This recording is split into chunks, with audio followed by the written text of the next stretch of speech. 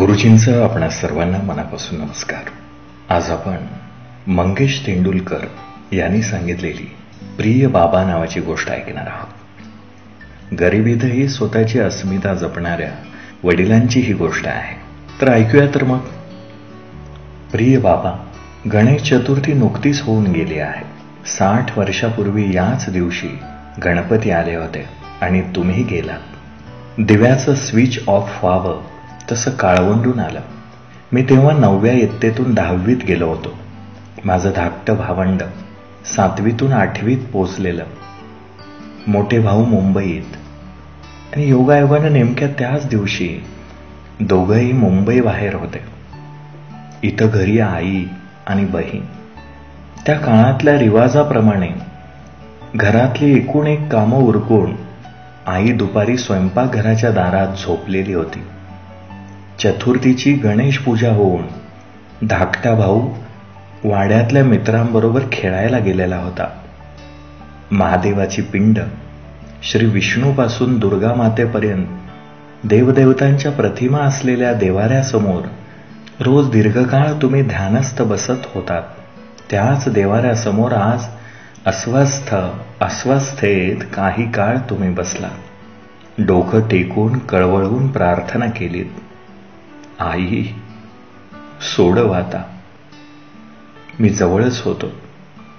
मला म्हणालात, बरा आहे मी, तू जा खेळायला. मी गेलो नाही. जेमतेम 5 मिनिटं झाली असतील. स्वयंपाकघरातून तिला बोलावून आणतोस म्हणून मला तुम्ही सांगितलं. मी जाऊन आईला जागं केलं. बाबा बोलावतायत. आई, कुंकू लावलेली माझी आई. हे शेवटचं दृश्य मी पाहत होतो. ती चिंताक्रांत चेहऱ्याने तुमच्या उशाशी जाऊन बसली. तिला तुम्ही म्हणालात, मी आता जातो. तुम्हा सगळ्यांना यापेक्षा बऱ्या परिस्थितीत सोडून जाण्याची इच्छा होती. नाही जमलं. मला क्षमा कर. कुणाचं एका पैशाचं देणं मी ठेवलेलं नाही. ज्यांचं द्यायचं होतं ते सगळे देऊन टाकले. कुणी मागायला येणार नाही, एवढंच करू शकलो. मी केलेल्या कामाचं ज्यांच्याकडून येणं आहे त्याने आणून दिलं तर ते घे, नाही दिलं तर सोडून दे. कुणावर रागावू नकोस. झालं गेलं गंगेला मिळालं. मनस्ताप करून घेऊ नकोस. सर्वांची काळजी घे. या जन्मातला आपला ऋणानुबंध आता संपला. जेव्हा जेव्हा काळा कुट्ट अंधार माझ्या आयुष्यात दाटून येतो तेव्हा तेव्हा बाबा तुमचे हे शब्द दिव्यासारखी सोबत करतात. अद्यापही या दिव्यात तुम्हाला होरपळताना मी पाहिलं, पण मी काही शहाणा झालो नाही. आहे त्यापेक्षा वेडा व्हायचं ठरवलं. दिव्याला आजपर्यंत घट्ट कवटाळून जगतो आहे बाबा. हा दिवा खूप खूप माझा आहे. त्याच्या पुढे माझी होरपळ लक्ष देण्याच्याही लायकीची नाही. तुम्ही गेल्याची वार्ता अर्ध्या पाऊण तासात दूरवर पोचली.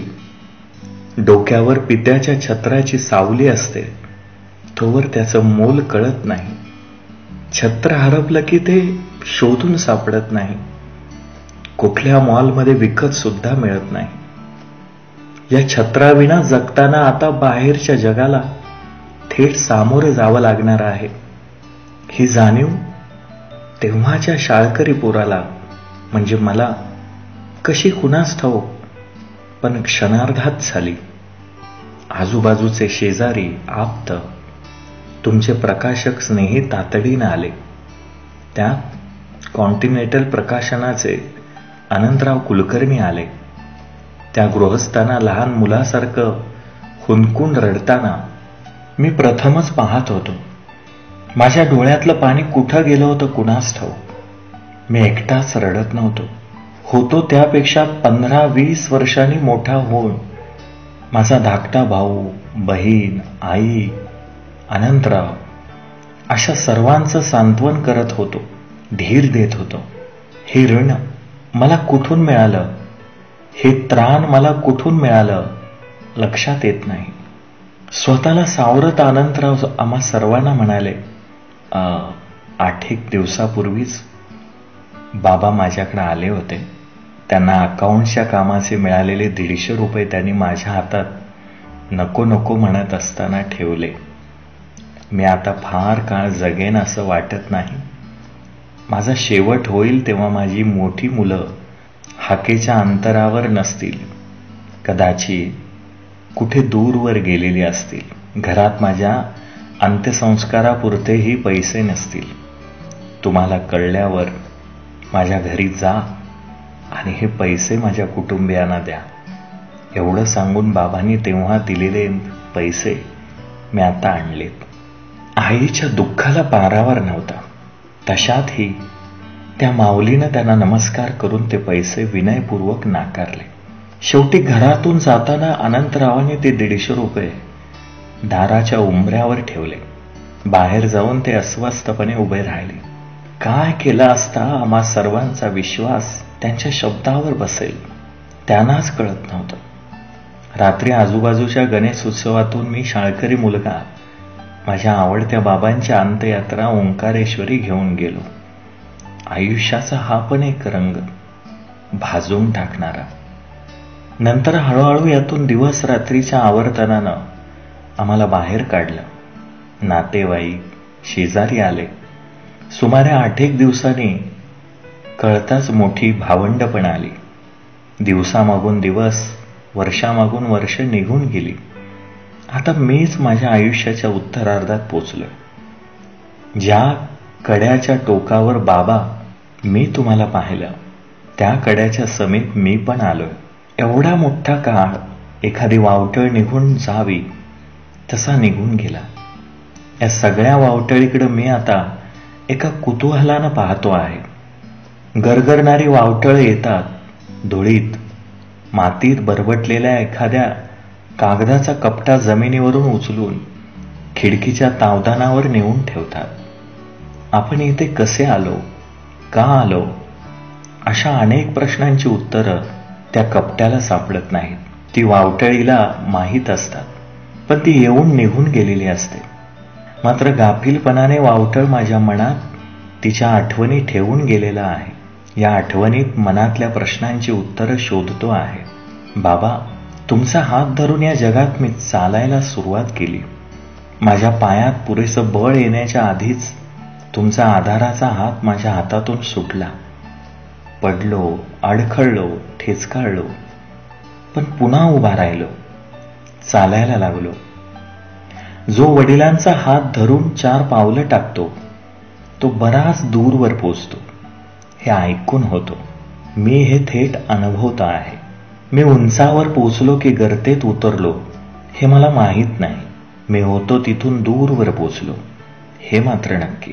तुमचा हात धरून चालत असतात तुम्ही तुमच्या लहानपणी एक छान हकीकत सांगितली होती.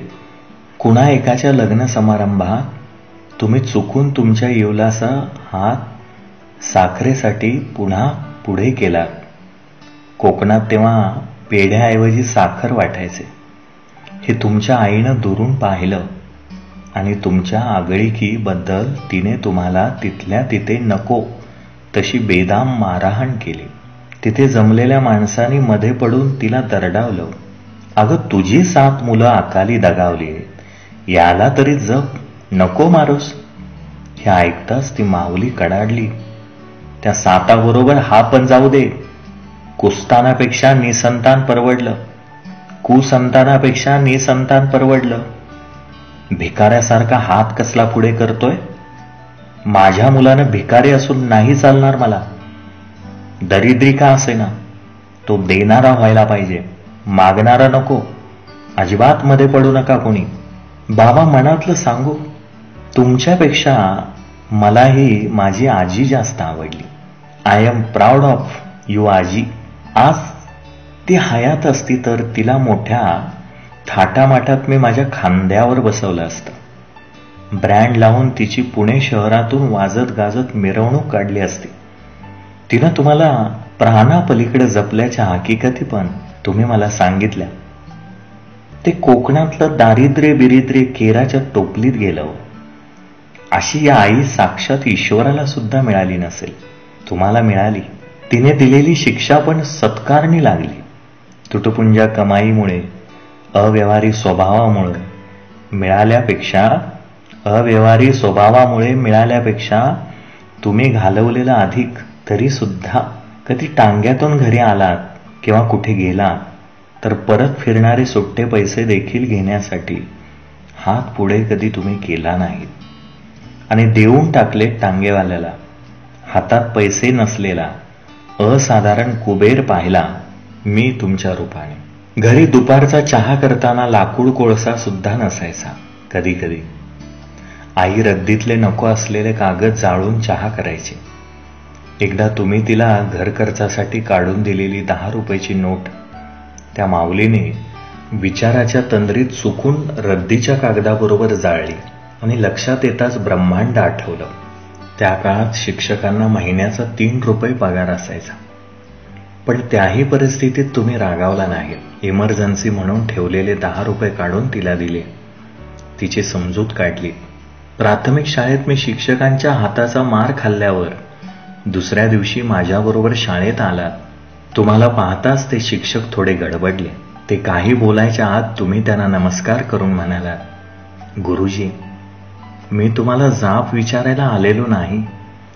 वर्गातल्या इतक्या सगळ्या विद्यार्थ्यात तुम्ही माझ्या मुलाकडे आत्मीयतेने लक्ष दिलं, याबद्दल कृतज्ञता व्यक्त करायला मी आलो आहे. 76 वर्षाच्या माझ्या आयुष्यात चुकून कधी माझ्या हातून काही बरं घडलं असेल तर त्याचं पूर्ण श्रेय बाबा तुमचं आहे. तुम्हाला अशा सगळ्या प्रसंगातून पाहणं, तुमच्या मृत्यूसमयी तुमचं शेवटचं बोलणं ऐकणं, हाच माझ्यावर तुम्ही केलेला परिणामकारक संस्कार होता. हीच माझी जन्मभराची शिदोरी होती. पुण्यातल्या लाकडी पुलाजवळच्या रिगल रेस्टॉरंटमध्ये, जे आजही तिथं आहे, तुम्ही मला घेऊन जात होतात. मला आईस्क्रीम देत होतात. शिक्षा केल्याच्या मनस्तापाने तुमच्या डोळ्यात पाणी तरळत असायचं. तुमचा हात माझ्या डोक्यावरून फिरायचा. मी आईस्क्रीम खाताना कधी दमून थकून आलात की तुमचे पाय चेपत असायचा. पोरा नको रे अडकू ठेवूस बंधनात, पोरा नको रे अडकून ठेवूस अशा ह्या बंधनात, असे तुम्ही म्हणायचा. माझे शब्द तुमच्यापर्यंत पोचणारच असतील तर तुम्हीच सांगा बाबा, तुझ्यात किंचित काळ तरी तोडू शकेल का या बंधनाला. 76व्या वर्षी तुम्ही माझ्या जवळच आहात. तुमचाच हात माझ्या डोक्यावर आहे. काळ इथे केव्हाच निष्प्रभ झालाय. लहानपणी ऐकली ना तशीच तुमच्या छातीला कान लावून तुम्ही गायलेली कोकणातली भूपाळी ऐकत मी उदंड आनंदात केव्हा तरी माझा शेवटचा श्वास सोडणार आहे. आवडली ना गोष्ट?